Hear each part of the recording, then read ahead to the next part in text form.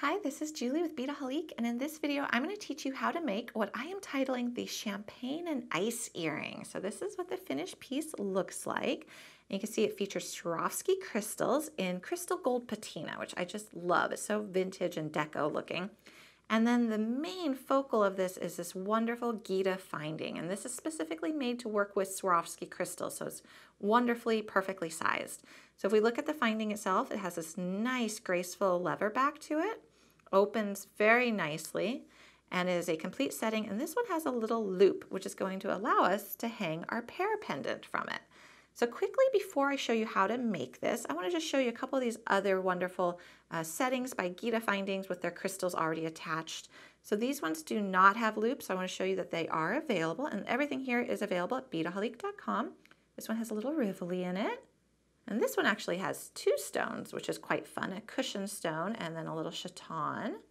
And you can see how that looks. Again, these beautiful lever backs. And then this one actually has a crystal surround, and this is a glue-in. And then we got a wonderful oval fancy stone here in this Montana blue.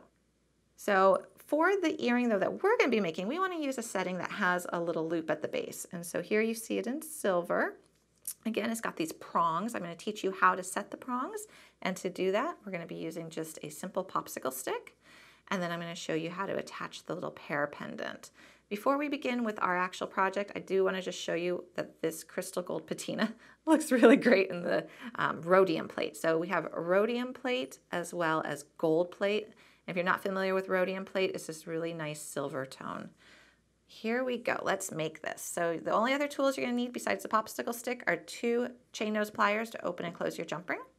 But let's start by setting our crystal. So this is an SS39 chaton. It comes in a whole host of colors, but I love this patina. So you're going to set it down in there, and you can see how it just sits in there very nicely.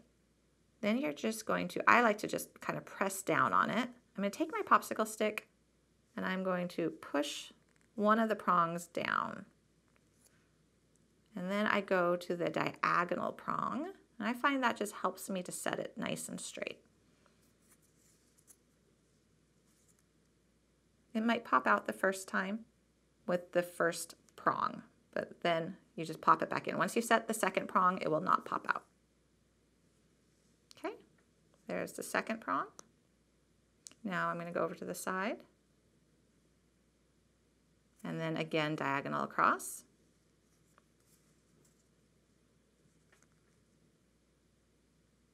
And then what I like to do is once I have all of them set down, I like to go back and really kind of make sure that they're very secure. And what I do is I do like a nice little gentle rolling process. So just kind of start on the side and then push up and over. And because this popsicle stick is made of wood, you can really kind of do that without worrying about damaging your crystal.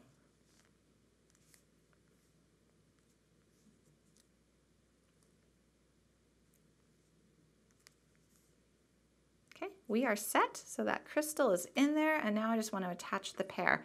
So if you're familiar with a lot of our videos and our terminology, we often say an open ring or a closed ring. So this is a closed ring, and what that means is just that it doesn't have a slit in it like an open jump ring that you could open and close. So if you want to attach something to it, you're going to need to use a jump ring or some type of wire wrapping. Jump ring is super easy though. I have a 6mm 19 gauge jump ring here. I'm just going to grab it on either side of the opening with the opening up top and twist it open.